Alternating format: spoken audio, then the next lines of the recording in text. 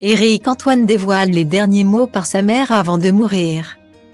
Samedi 22 avril, Éric Antoine est l'invité de Nikos Aliaga dans l'émission 50 pieds Incide.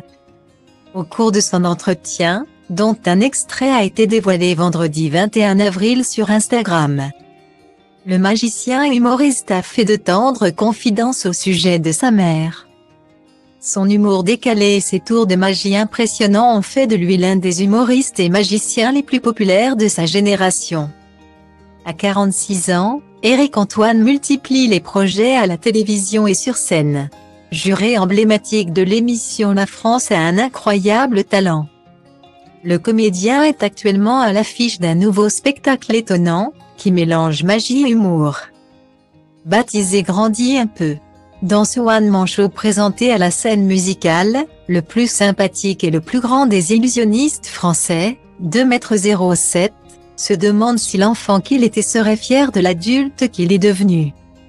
Lors d'un entretien accordé à VAR Matin, Éric Antoine s'était notamment confié sur sa passion pour la scène. Une majorité d'artistes cherchent l'amour du public pour combler un manque, une sorte de puits sans fond. Les humoristes que je connais sont des traumatisés. Ils ne s'aiment pas et cherchent à combler ce manque d'amour dans la multitude. Quand le succès vient, passer le syndrome de l'imposteur, ça se calme un peu. Mais ça ne remplace pas.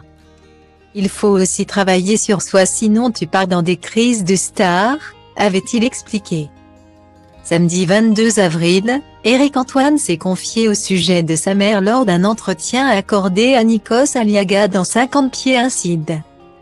Vos parents vous accompagnent. Enfin, votre maman, en l'occurrence, vous accompagne lorsque vous avez des velléités ou des envies d'expression artistique, a demandé l'animateur. L'humoriste est alors revenu sur les derniers mots de sa mère avant de mourir. Elle a vu les tout début de ma carrière, elle a vu, je crois, mon premier autographe. Et ensuite elle est partie. Mais c'est elle qui m'a dit, j'étais en psycho et en médecine.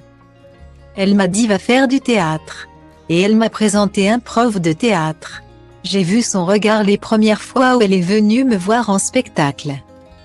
Et elle a dit ok, c'est bon t'as trouvé. Et d'ailleurs, dans les courriers qu'elle a écrits à mon frère, ma sœur et moi avant de mourir, elle m'a dit c'est bon Éric, tu es où tu dois être, a-t-il expliqué. Des confidences touchantes.